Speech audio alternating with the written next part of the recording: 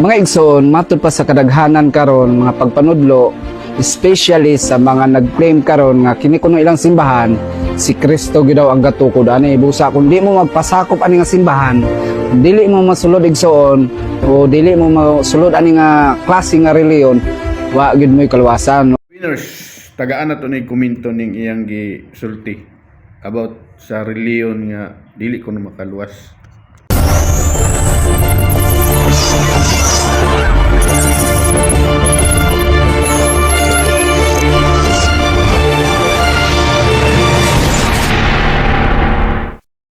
Panginoon, ikaw ang kaagapay,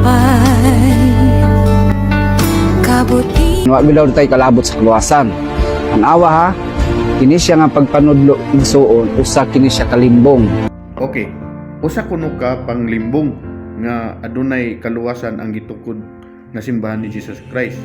Una, ang Roman Catholic Church aduna siya apostolic succession. But pasabot, gikan na sin Pedro up to down at the present karon. Ika 267 na karon nga Santo Papa. Usa kini siya kabakak kay ngano man. I tell you igsoon, wala reliyon makaluwas. Tinuod man nga walay reliyong makaluwas. Kung kana tinukod ra mo og tao. Pero kung gitukod ni Jesus Christ, kana siya aduna gid say kaluwasan. Kay nagbiling jud sa og usa ka simbahan.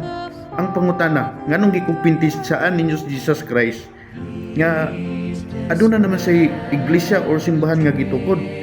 Jud mo wala jud kaluwasan ang inyong simbahan kay gitukod ra mo og Amerikano. Walay simbahan makaluwas igsoon. Even ako dili ko kaluwas ninyo, ikaw kamo kana inyong silingan igsoon. Ngano man? Alangan makaluwas ka nga tao raman ka nga makasasala. So kay ang iyang lawas is mao man ang simbahan, so siya may pangulo or siya ay ulo sa tanang mga pari. So nagkahiusa na, so diha makita ang kaluwasan.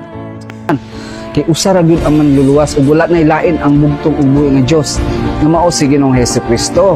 Ha? San pag gidawat nimo na si Jesus Christ nga personal nimo nga mangluluwas, ang akong pangutana unsaon ka pagluwas ana? Nga tinukod ra man mo og tawo. Ato ka dito, no? So naa sa 1 Juan chapter 2 verse 18 to 19 nga kaaway sa Ginoo ang mibulag sa iyang simbahan, no? Klaro kaayo na. Og napod sa Buhat chapter 7 verse 48 nga wala mo puyo ang Ginoo sa simbahan nga tinukod lamang og tawo. Yay, sa una niro. Atong klarohon igsoon. Klaro na bitaw kayo na. Klaro pa na sa adlong tutok. Kung kining ilang simbahan o ilang reliyon, mao ba gyud ang manluluwas. And I want to share with you this verse mga kaigsunan.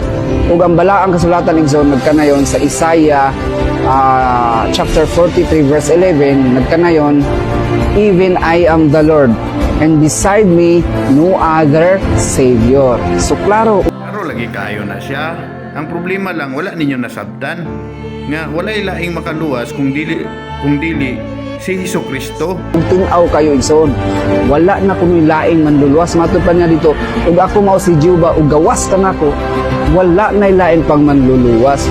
Lagi kayo na siya nga walay laing mangluluwas. Pero asa man ang pangutana, asa man nimo siya nato makita ang atong kaugalingon. Siyempre muduol ta sa iyang iglesia para kita maluwas. Kay bililhon kaayo ang lawas ug dugo ni Kristo. Buot pasabot bililhon kaayo ang simbahan nga iyang tinukod. Walay reliyong makaluwas. Nganong nagtukod pa man mo simbahan? Useless man day kayo, di man day mo maluwas ang inyong relihiyon. Kay ang inyong gituhuan nga personal ninyong mangluluwas si Jesus Christ. Unya kay si Jesus Christ nagbilin man og usa ka simbahan. So hope nasabtan ninyo mga ka-winner, and God bless and Ave Maria. Dalaygon ang Diyos.